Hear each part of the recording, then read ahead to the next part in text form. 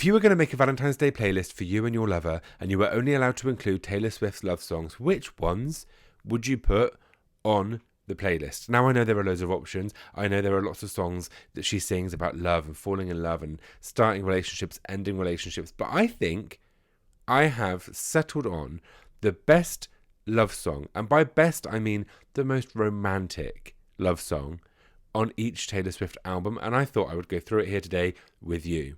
And I know what you're thinking. Oh, Dan, art is subjective. We're all allowed our own opinions. And yes, you are. These are just my opinions, and I have based it on the lyrics and what I think is the most romantic in terms of storytelling. If they have like one line that just really hits, the music, the everything all together, all right? And also maybe even where she was in her life, like, because that is important when you're discussing like love and romance and relationships. It's different for everyone depending on whether you're a teenager and it's your first time falling in love, or whether you're an adult and you're getting married and you found the person you think you want to have children with, or whether you're older and you've been married already and now you're falling in love with a new person in a totally different way. Love is so different for every person and at different stages of your life, and I think that's an important factor we need to consider when we analyse Taylor Swift's songwriting. So I'm going to start at the very beginning with Debut, and I am going to end with the Tortured Poets Department, and I'll probably give you some like real close ones at the end, like songs that were nearly the top but just got beaten by another one. And I will let you know that I have pre-decided these. There were a couple of albums where deciding on the best one, the most romantic one love song, gave me a headache. Reputation, Lover, the Tortured Poets Department to a degree.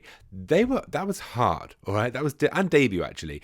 That was hard. And Speak Now. Okay, they were all difficult. I'm just not very decisive as a person, so maybe I shouldn't do these videos. So starting with Debut, Taylor Swift's self-titled album that we are still waiting for her to re-record in your own time, babe. Don't worry about it.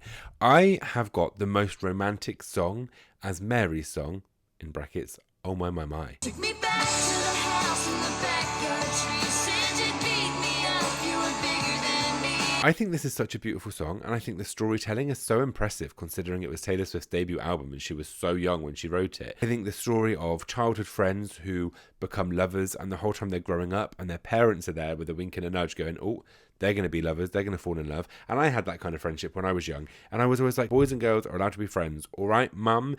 And then you get a bit older. And in our case, we did remain friends. Most of my friends are girls. But you do have a lot of friendships at school age between boys and girls that they turn into something a little bit more. One of them at least develops feelings. And in this case, in Mary's song, Oh My My My, they fall in love, they have their first fight, they get married, they have babies, they grow old together, and it's just so sweet. So for every song I choose, I'm going to give you my favourite lyric. And for this song, I will have to read it because I can't remember lyrics, all right? It's, I'll be 87, you'll be 89. I'll still look at you like the stars that shine in the sky. Oh my, my, my. They get old together when your legs don't work like they used to before. So Mary's song is definitely the most romantic song from Taylor Swift's self-titled album. There were some strong contenders. This one won out for me, and I will not hear any arguments against it. Oh, sorry. Now moving on to Fearless, her second album and her first re-record. This feels like such a basic fan answer to say, because is it one of her biggest hits? Yes. Was it one of her first ever standout singles? Yes. Does everybody love it? Yeah, it's Love Story. We were both young when I first saw you. I don't care. I don't want to hear it. It is so romantic. And again, that kind of young romance of just falling head over heels with somebody. And I just love it. It's giving fairy tale. It's giving timeless classic love story. It's giving Romeo and Juliet. It's giving listening to it at the Eras tour, getting down on one knee and proposing to the love of your life.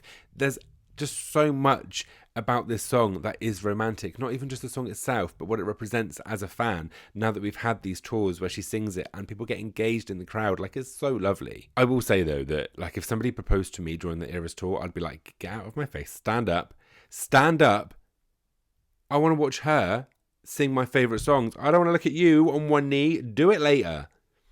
But that's just my personal preference. And in light of that, I think my favourite lyric from Love Story is this in my head, I don't know what to think. He knelt to the ground and pulled out a ring and said, marry me, Juliet. Yeah, I just think Love Story perfectly surmises the entirety of fearless as an album. Moving on to Speak Now, which as an album I think is her most underrated because it just doesn't get the appreciation outside of the Swiftie fandom that it deserves. You know, unless you are a Swiftian, you will not understand the Bible of Speak Now. When I first listened to all of Taylor Swift's albums a few years ago, I had not heard a single song from Speak Now, and it was the only album that I hadn't heard anything from. And I think my instinct when I thought of Speak Now, my instinct when I thought of what was the most romantic song from Speak Now was either Sparks Fly or Enchanted. And I was like, it's obviously one of those. And then I had like a scroll through the track list. The vault tracks. I completely forgot about the vault tracks. Timeless. Just shut up right now. On the counter was a cardboard box and the sign said photos 25 cents each. First of all, it blows my mind that never made the final album. And I know it's kind of a different vibe and they had Enchanted, so it was like, oh, you know, we'd probably have to swap out one for the other. But Timeless is such clever storytelling and it is so relatable, and it is like I listened to it again today and I just fell in love with it all over again. It's so stunning. It tells the story of this girl who finds some photos in black and white, and she considers how her love for this man, this boy, is so timeless that it doesn't matter when in history they would have met. They could have met in the 1500s, they could have met in 1944, they could have met at any point in time, and she would have found him, met him, and fallen so deeply in love with him, like she has right now as she's telling this song.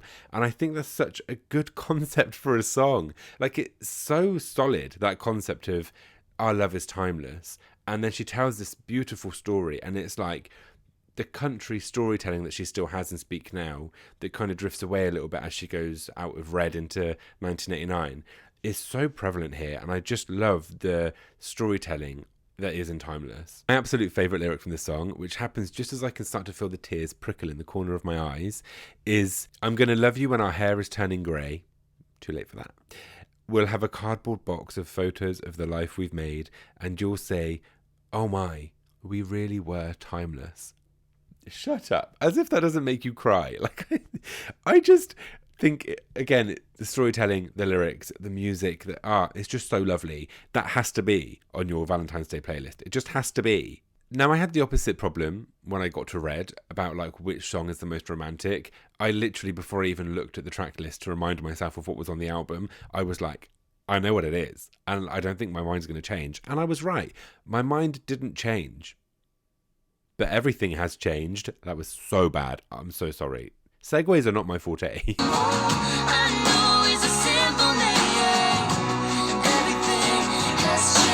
Just that tale of falling in love and suddenly everything's changing. Your perspective, your way you view everything, the way you look at life, the way you look at this person, just everything is shifting a little bit. And you're like, oh my God, I'm falling in love. And I think it works so well as her collab with Ed Sheeran. There aren't a lot of Taylor Swift collabs and features that I'm like hugely fond of. This is one that I loved from day one. I struggled a little bit to think of what my favourite lyric was from this song. However, I settled on, and all I feel in my stomach is butterflies, the beautiful kind, making up for lost time, taking flight, making me feel like. And I went for that because the way that Ed Sheeran sings that scratches an itch in my brain that I just get so much satisfaction off of it every time I listen to the song. 1989 largely is fun, it's pop, it's party, it's love and breakup, but you're having a good time while you're doing it. It's being in New York City. It's, you know, it's just so fun.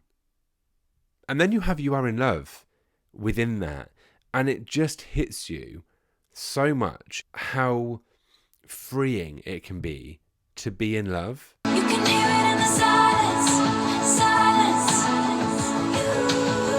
You can feel it on the way home. I think sometimes songwriters can overcomplicate these big feelings like love and breakup and heartbreak and death and tragedy. Like, they can really like try so hard to pick it apart that it feels contrived a little bit. And I think Taylor Swift is guilty of that in some songs. In You Are in Love, it's so simple. It's so straightforward. It's so basic without ever sounding basic, if that makes sense. Like, the songwriting is still complex, and the words and and the rhyming and everything is still so Taylor Swift, but it's such a simple tale. It's a bit like Lover. You don't need to be told that this is a song about love. You know it from the first chord. And it is just a story of a relationship existing at this moment in time, celebrating the little things, celebrating the mundanity, the monotony, whatever, of life. Just that existing together. Simple as that. And I love it. And my favourite lyrics are literally the chorus, which sounds so basic, but you can hear it in the silence. You can feel it on the way home. You can see it with the lights out. You are in love, true love. It's just surrounding you. It's everywhere. It fills up every bit of space in your life. This feeling of being in love.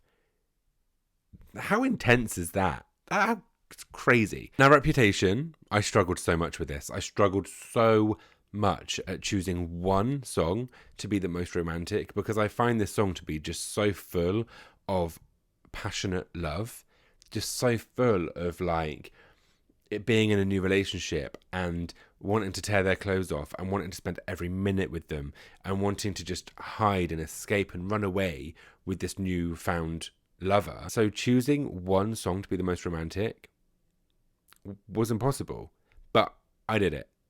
All right. So the song I chose from Reputation as the most romantic is Call It What You Want. So call it what you want, yeah, call it what you want to. All my flowers grew back as thorns. First of all, I think this song kind of summarizes the entire album, because she talks about her reputation being damaged. She talks about, people talking about her and not being in a great place, and she talks about being saved by this romance, and that is what Reputation is, right? It's a love album, but it's also her taking back control of the narrative over her reputation being tarnished by the media, by the press, by fans, by non-fans in the public, and by ex-lovers, by all these people. But she is telling this story that, yeah, that happened. Yeah, you didn't see me for a year. However, I'm all right. I'm fine. I've got a new man. You might have guessed I'm a huge fan of Reputation, like through and through.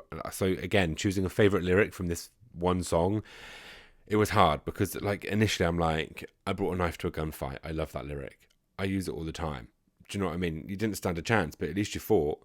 However, I have settled on all my flowers grew back as thorns, windows boarded up after the storm. He built a fire just to keep me warm. Or I want to wear his initial on a chain round my neck, not because he owns me, but because he really knows me. And I think the only reason I've chosen that, to be honest, is like recency bias, because she keeps wearing that chain with a T on it. And I don't know if it's T for Taylor, I don't know if it's T for Travis, but I love it. It was around her thigh. Now it's around her neck at the Super Bowl.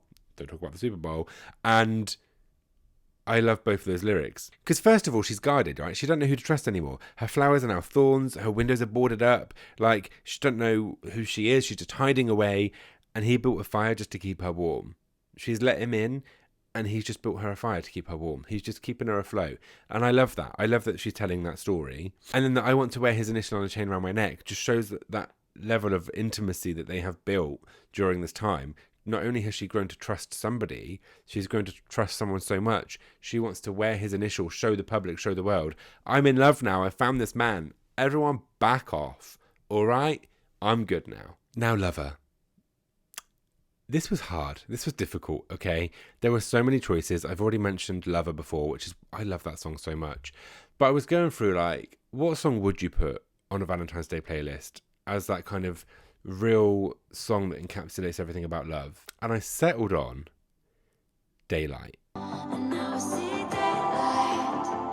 I only see daylight. I think in a way it has the same kind of vibes as Call It What You Want. I think it could even fit on Reputation. Like, I feel like if Reputation didn't end with New Year's Day, I feel like it could have ended with Daylight. She even makes a callback, I think, to the knife at the gunfight, because she says, maybe you ran with the wolves and refused to settle down. Maybe I've stormed out of every single room in this town, threw out our cloaks and our daggers because it's morning now. Like, throwing out the dagger, it's like she doesn't need to do that fight anymore. And I don't know if it is an intentional thing, but I always connect these two songs because it is, she brought the knife to the gunfight, and now in Daylight, she's so in love. She's good, right? Don't need the knife. She don't want to fight anymore. She's lost her fight because it's meaningless to her because she's so in love. That's how I read it. But my absolute favourite thing about Daylight, and it's not the talking at the end, although I do love that little bit, is when she's like, and I can still see it all in my mind. All of you, all of me intertwined. I once believed love would be black and white. but it's golden. I love it so much. And again, I think it's because she's calling back to other times that she's described love in colours. So obviously red, and how she describes love in different colours there. But also in Out of the Woods, when she's like, the rest of the world was in black and white, but we were screaming colour. The fact that she's used black and white twice to describe what she thought love would be and what the rest of the world was kind of suggests to me that she thought the world was in black and white. She thought everyone that fell in love and it was just black and white. It was simple, it was straightforward, it was like clear as day. And actually, in that instance, it was screaming colour, whether that was a good thing or a bad thing. In this instance, it's golden. How can golden be a bad thing? I don't know. I love the way that she describes love in so many of her songs, but in Daylight, I think she does it so well. But again, there could have been so many. I mean, close second on Lover obviously was Me. Hee hee. I love that song. I don't care. I'm a Me stan, all right? I'm a Me apologist. Folklore is my favourite Taylor Swift album. I did not struggle to pick the most romantic song. It's Invisible String. All along there was some invisible string. Like, just come on now. Invisible String Theory, anyway, is so lovely. That idea that life will just pull you together. Life will just keep drawing you together until finally it's time to be together. I love that idea, right? I feel like me and my wife have this invisible string thing going on, and I love it. But I think within Folklore, it feels like such a pocket of sunshine to have this song. It feels so optimistic, so positive, so real. And in an album where she told us it was all fictional and made up of stories, Invisible String just feels so real that it kind of draws me even closer in to the magic of that album, you know? My favourite lyric, though, from Invisible String has to be Time, wondrous time, gave me the blues, and then purple pink skies, and it's cool, baby, with me. And I just love it. I always think she like weaves a story, not just in a song, but between songs and between albums. So when she's like, Time, wondrous time, gave me the blues, and I know I sound crazed, but I always think, gave me the blues, 1989. Like, 1989 was a Blue album, and it had a lot of breakup in there. It had a lot of heartache, you know? Out of the Woods and Bad Blood and Blank Space and Clean. Like, there were songs about ending a relationship. Like, Now We Know With the Vault, Is It Over Now? And then Purple Pink Skies. Purple Pink is Lover, right? So, like, I feel like she's saying how she was in a kind of a bad place with romances and with relationships, and she was in a very public relationship in the 1989 era, which was her and Harry Styles. They were both extremely famous, and that would have impacted them in some way at some point. And then Purple Pink Skies, when she's singing Lover and she's singing about Joe Alwyn, which is the relationship she's in at this time, and apparently it's a stable relationship. Maybe not, but I just think it's a real clever callback. Even if the intention wasn't for her to say, like, from 1989 to Lover, like, I went from this to that. That's just how I take it. And I love that for me.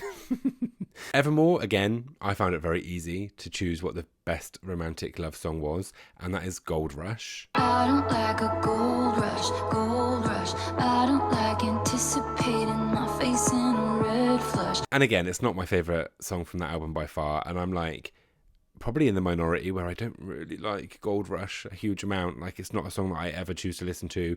I don't really skip it. I don't skip a lot, but I wouldn't ever choose to listen to Gold Rush. And telling that story of, like, you know, you love someone so much, you find them so beautiful, so attractive that you're convinced that everyone else finds them attractive too, and they're going to end up being someone else's. Like, yeah, I get that. I think the reason I think it's the most romantic is when she says, my mind turned your life into folklore. I can't dare to dream about you anymore.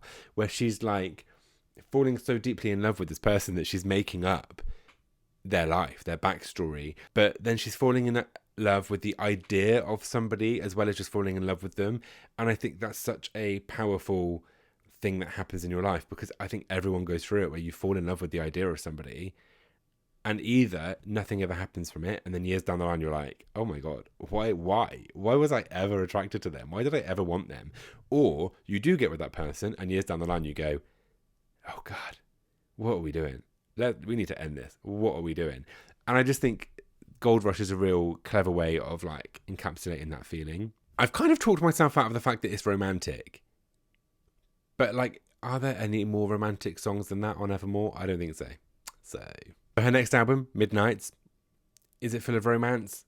Kind of, kind of. Like there were some songs that I was toying with as the most romantic, but then like I landed on Sweet Nothing, and that was it. I was like, well, obviously nothing is more romantic than Sweet Nothing. Everyone's up to something. I found myself around and home to your sweet nothing. Just that simple story of an established relationship where whatever happens in their day, whatever happens in their life, if they go out and have a bad day at work, if they go out and get slandered by the press, whatever happens to them, they can come back to their shared space and there's just sweet nothing. They don't have to say anything. They don't have to do anything.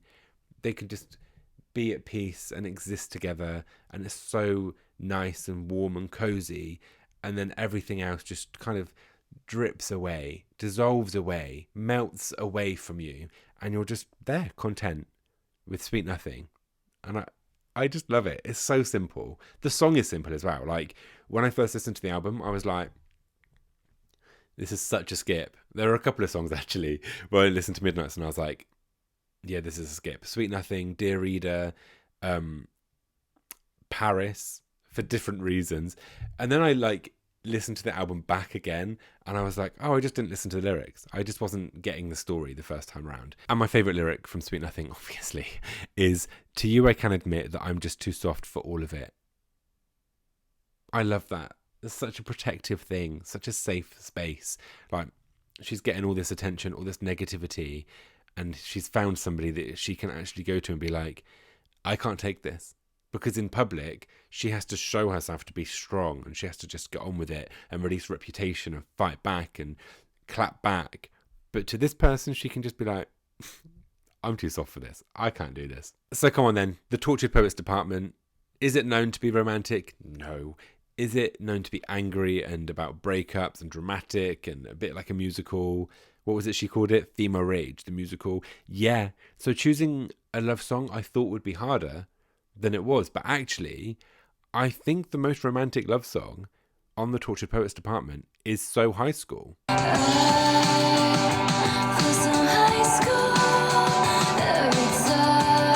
Don't get me wrong, I toyed with a few, but Daddy I Love Him was an option. Guilty as Sin was an option. The Alchemy was also an option. But So High School just felt like Taylor Swift reminding herself of what it was like to be in love. And compiling this list, so listening and looking at songs from Debut and Fearless and Speak Now, when I listened to So High School, I was like, yeah, this is her kind of going back in time, almost talking to her younger self to be like, this is what love should feel like. This. It should feel like high school. Remember all those lovely love songs I wrote for Debut and for Fearless? That is what it should be. And she's written one, which was So High School. I just love it. One of my favourite things with this song is when she like talks about these childhood kind of games that you play when you're like flirting and you've got a crush on someone, like Marry, Kiss and Kill and Spin the Bottle. And it reminds me of another song on the Tortured Poets Department, which has a completely different vibe.